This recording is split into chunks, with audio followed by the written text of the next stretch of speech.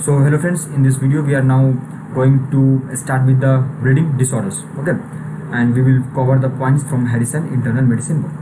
So bleeding disorder, that is the first we are going to discuss about, that is bleeding disorder which is caused by vessel wall abnormalities. Okay, so bleeding disorder which is caused by vessel wall abnormalities, first we will discuss that part. Okay, and in this first we are going to discuss about the inflammatory disorders. Okay, the disorder which is due to the inflammatory and inflammatory disorders. Okay, so what is the basic point?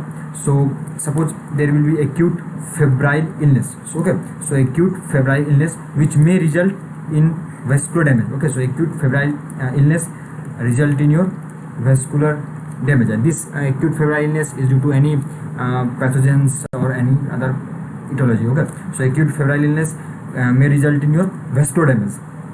How? So the first may be due to damaging of vessel wall of endothelium by deposition of immune complexes.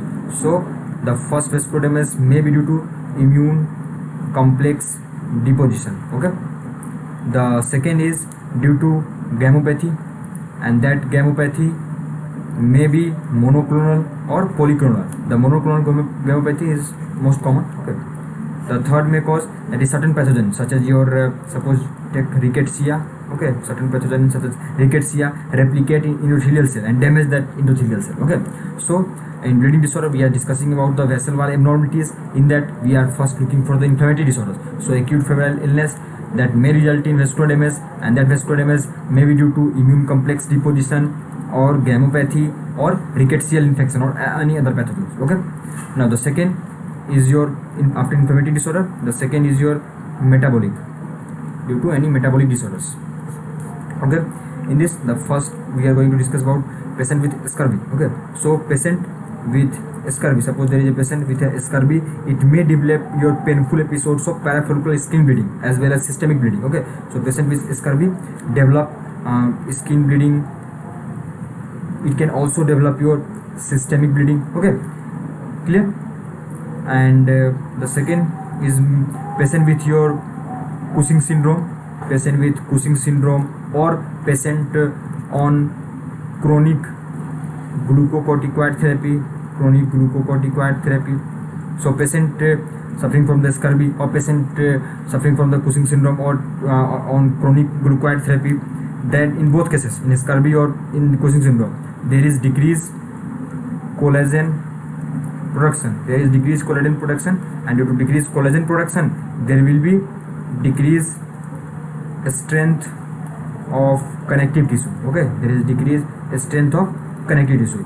So mind it, either due to scurvy or due to Cushing syndrome or due to chronic glucocorticoid therapy, all the three causes lead to decreased collagen production, and that decreased collagen production lead to decreased strength of your connective tissue, and that will cause your bleeding. Okay, so we have discussed about the metabolic disorder because this is scurvy and Cushing syndrome, decreasing your collagen production. Okay, and first we have discussed about the inflammatory disorders. Clear? So these are the basic idea about the how vascular wall abnormality is taking place. Now one more point in Harrison is giving, that is your senile purpura. What is senile purpura?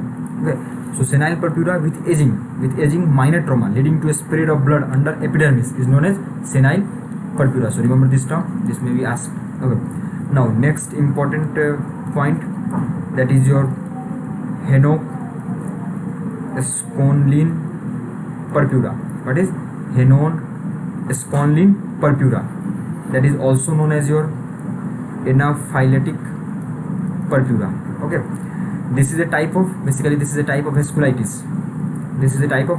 Okay, and this syndrome is preceded by an upper respiratory tract infection. Okay, this is preceded by upper respiratory tract infection, and in this purpuric rash on extensor surfaces of arms and legs appear. Okay, purpuric rash on extensor surfaces of arms and leg will appear.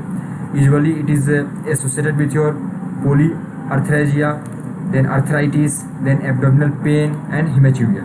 Okay, so this whole is known as Henoch-Schönlein purpura. Clear? So till now we have discussed about the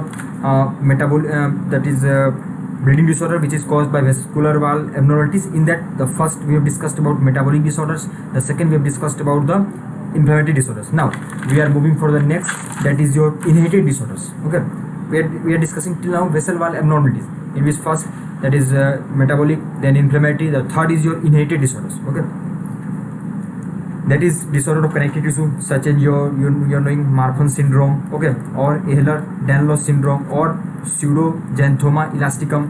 So these all three are the disorders of connective tissue which are inherited disorders. Okay, that may be Marfan syndrome, that is Ehlers-Danlos syndrome, or pseudoxanthoma elasticum. Okay, this all will lead to improper formation of connective tissue, that will lead to bleeding. Okay, the next may be your HST, that is hereditary hemorrhagic telangiectasia. Okay, this is also known as your Osler Weber Rendu disease. Okay, and this disease is basically autosomal dominant disorder. Okay, so remember this is important. So these are the inherited disorders. Okay, and in this disease particularly there will frequent bleeding episode with primarily from nose and GI tract will be seen. Clear? The next is your we are discussing till now inherited disorder. The next is your arteriovenous malformation may be there. Okay, in lung, brain and liver, that may lead to SST also. And two genes which are involved here is your, the first gene your ING, that is indogene, and the second gene is ALK1, that is activin receptor like kinase. Okay, remember this, ING gene and ALK1 gene is associated with this disease. Clear? So this is about your vascular wall damage. Clear? Now the next part, that is we are discussing about the disorders of platelets. So first we have discussed about the bleeding disorder due to vascular wall damage, and in which we have discussed about the metabolic disorder, we have discussed about the inflammatory disorder, we have discussed about the inherited disorders. Clear? Now we are discussing about the what are the disorders that is associated with platelet, that is leading to your bleeding disorders. Okay, so the first is your thrombocytopenia.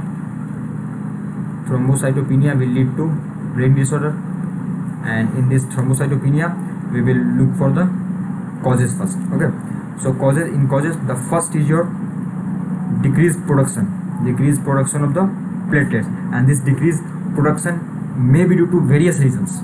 Okay, which we will discuss here.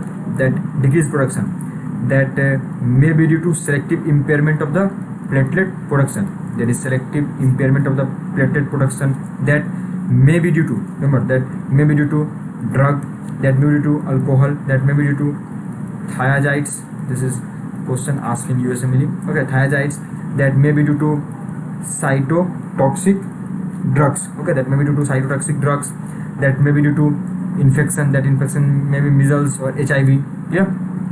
The second is your nutrient deficiency. We are discussing decreased production, that decreased production may be due to selective platelet impairment, that is, and these reasons are drugs, alcohol, like this.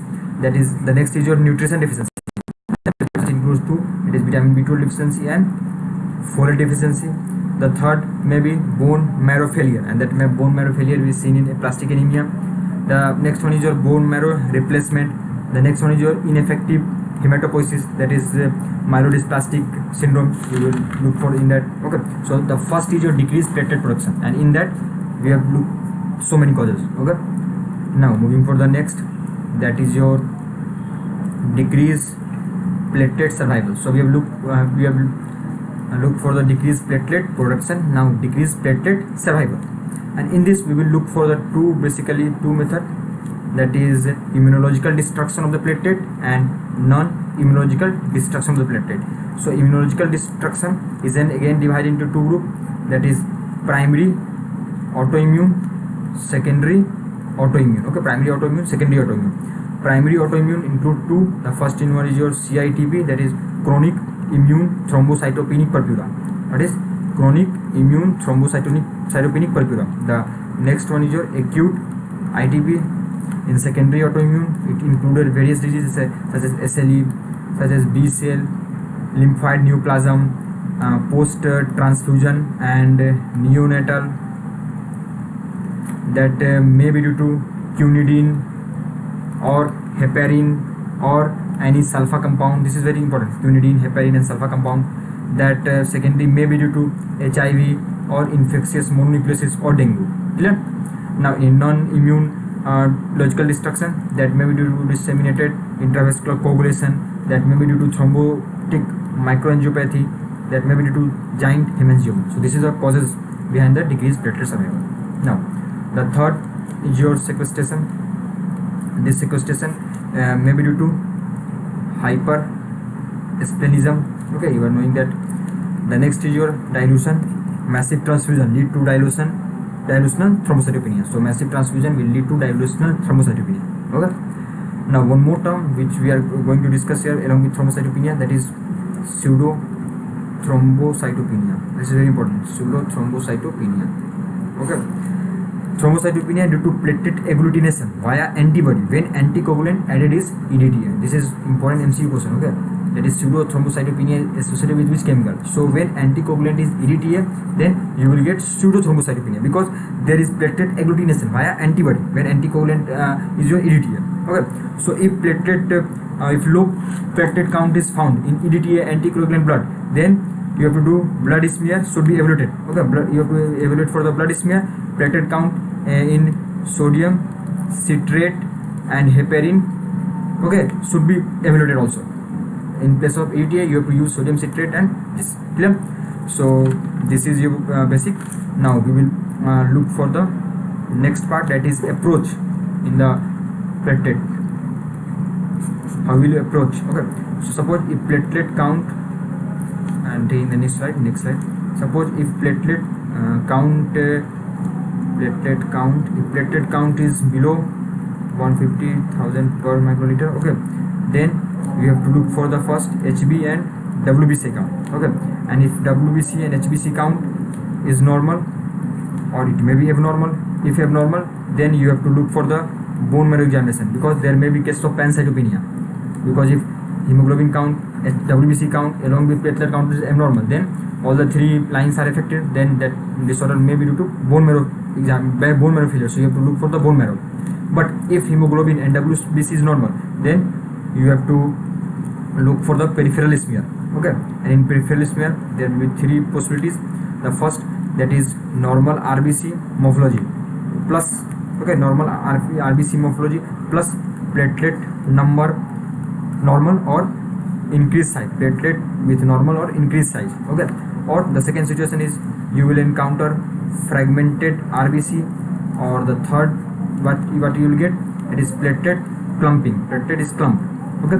So if platelet is clumped, then you have to redraw the experiment in your sodium citrate or heparin solution, because that may be the case of platelet clumping is seen, it may be case of the EDTA, that is pseudo thrombocytopenia. So you have to look again with the sodium citrate. If fragmented RBC is seen, then that case is microangiopathic hemolytic anemia, that is DIC or TDP. If normal RBC plus platelet normal or increased size, then you have to consider the following categories which we are going to discuss here. Okay. The categories may be drug-induced thrombocytopenia, infection-induced thrombocytopenia, then idiopathic immune thrombocytopenia, and congenital thrombocytopenia. All of this we will discuss in next video. Okay. So thank you for watching. Best of luck. If you like the video, please subscribe our channel. Bye bye.